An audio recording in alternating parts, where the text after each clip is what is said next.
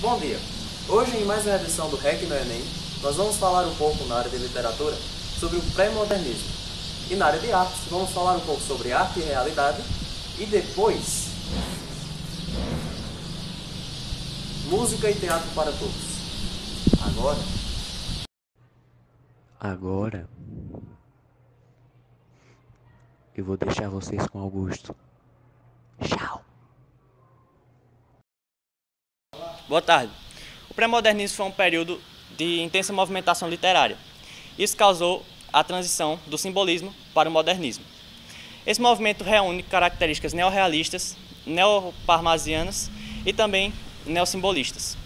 Esse movimento não é considerado uma escola literária, pois para vários estudiosos, esse movimento tem diversas obras diferentes. Mas mesmo assim, sendo uma transição, temos nomes e obras muito importantes, tanto para a sociedade, tanto para a literatura brasileira. Dito isso, vamos ver algum deles.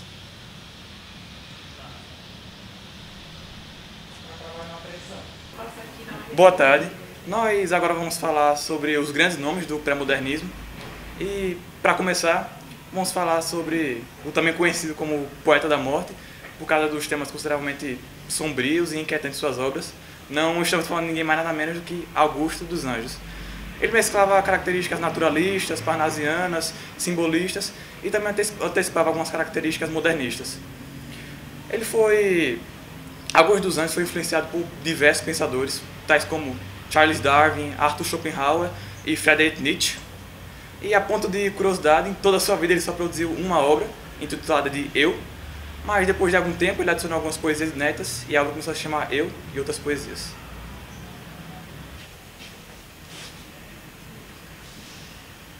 Ele não se preocupava em retratar a realidade brasileira, mas sim a existência humana. Morte, medo e angústia eram temas bem trabalhados por ele em suas obras, por se tratarem da área mais sombria da natureza humana. Além dessa característica, o seu vocabulário era ligado à medicina e à ciência. O amor, em suas obras, era tratado com cetismo, e o eu lírico sempre inclinado para a morte. Agora, vou deixar vocês com um vídeo onde Antônio onde Antônio, apresentador do programa Provoca da TV Cultura, lê uma obra dele, onde demonstra claramente essas características. Eu, filho do carbono e do amoníaco, monstro de escuridão e rutilância, sofro desde a epigênese da infância a influência má dos signos do zodíaco. Profundissimamente hipocondríaco, este ambiente me causa repugnância. Sobe-me à boca uma ânsia análoga à que escapa da boca de um cardíaco. Já o verme, este operário das ruínas, que o sangue podre das carnificinas come, e a vida em geral declara guerra, espreita meus olhos para roê-los, e há de deixar-me apenas os cabelos na frialdade inorgânica da terra. Agora, vejamos outro importante nome para a literatura pré-modernista. Nascido no Rio de Janeiro, de origem humilde e descendente de negros escravizados, Lima Barreto não possuiu nenhuma educação formal, mas mesmo assim foi um importante nome para a literatura brasileira. Ele estreou na literatura com a sua obra Recordações de um Escrivão, Isaías Caminha, que muitos estudiosos acreditam ser autobiográfica.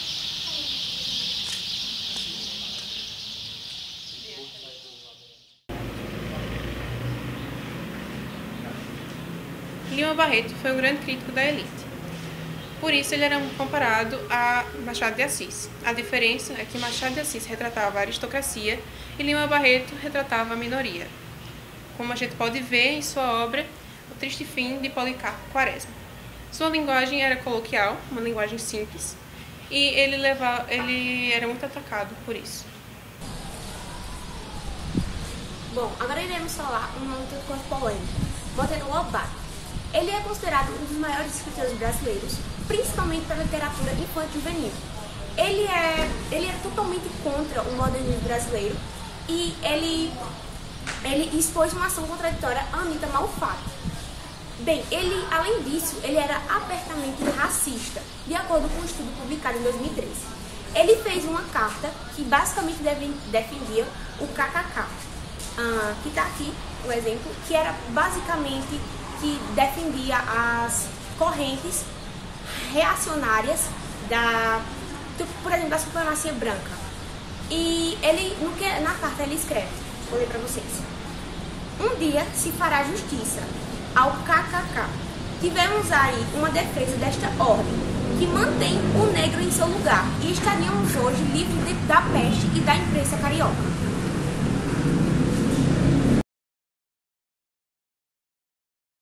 Apesar de ser conhecido por suas obras infantis como Sítio do Pica-Pau Amarelo, Monteiro Lobato também marcou a literatura brasileira com suas obras regionalistas, como Cidade Mortas, que tem como cenário o Vale da Paraíba, em vilas precárias, durante a crise do café. Monteiro Lobato também, durante suas obras, não deixava passar a oportunidade de criticar o modelo de vida brasileiro, como seu espelho no estrangeirismo e sua sobrevivência ao capitalismo. Apesar dele ser um escritor conservador, durante a era Vargas, ele foi detido por 6 meses, por criticar o governo.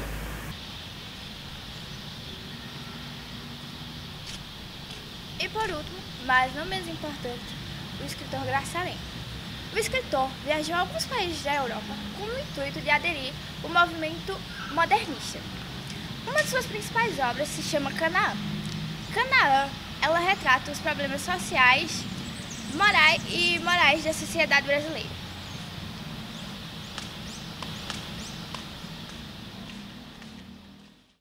Boa tarde. Agora nós vamos dar um pulinho do mundo da literatura e vamos para o mundo das artes. E agora vamos para o século XV, que foi quando o Renascimento emergiu na Itália. Por causa do diverso número de obras e artistas da época, o Renascimento foi dividido em 3 partes distintas: o 300, o 400 e o 500, que foram séculos em que determinadas obras foram desenvolvidas. No terceiro período, o compositor franco-flamengo Josquin des Prez trabalhou na sua obra e foi considerado o primeiro mestre de polifonia vocal de todo o começo do Renascimento. Foi isso. Eita, é pra eu sair, né? Eu esqueci de detalhe.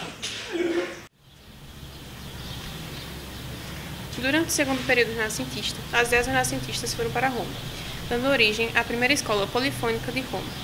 Já na terceira fase, Veneza se tornou o grande centro renascentista. Durante o Renascimento, a música erudita e a música profana se fundiram, dando origem à música instrumental. A música também começou a ser como uma ponte para expressar emoções. Quem contribuiu para isso foram os mecenas, que financiavam os músicos na época.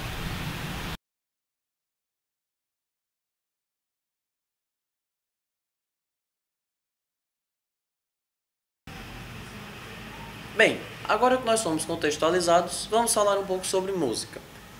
Por volta de 1450, as vozes que faziam parte dos coros foram classificadas em soprano, contralto, tenor e baixo. Diferente da polifonia da Idade Média, onde eram priorizados os músicos solistas, a polifonia renascentista apresentava um coro de mais ou menos 14 homens. As vozes femininas ainda eram proibidas. A forma preferida de música dentro das igrejas eram os motetos, onde 2 ou 3 músicos solistas cantavam liturgias sagradas em latim.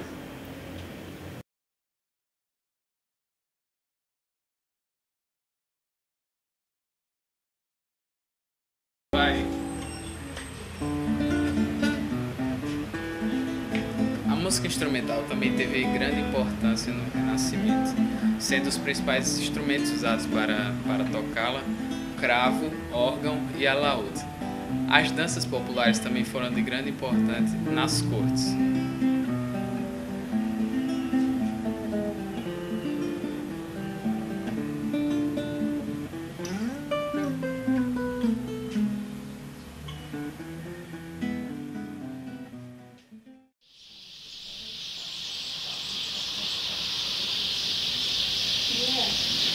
Agora que já falamos muito sobre música, vamos falar um pouco sobre o espaço cênico. Estudiosos acreditam que o período renascentista foi um período de grande importância para o teatro europeu. O teatro europeu tinha como base o teatro romano e o teatro grego, que eles também tinham muita influência da igreja. E Nicolau Maquiavel foi um autor teatral que escreveu a obra Mandrágora. Essa obra apresentou as contradições da sociedade em que se vivia naquela época. Com isso tudo, o teatro ficou bastante conhecido. E como ele ficou bastante conhecido, ele foi para diversos países. E, consequentemente, chegou na Itália. E quando chegou na Itália, ele se deu ao início à comédia de arte.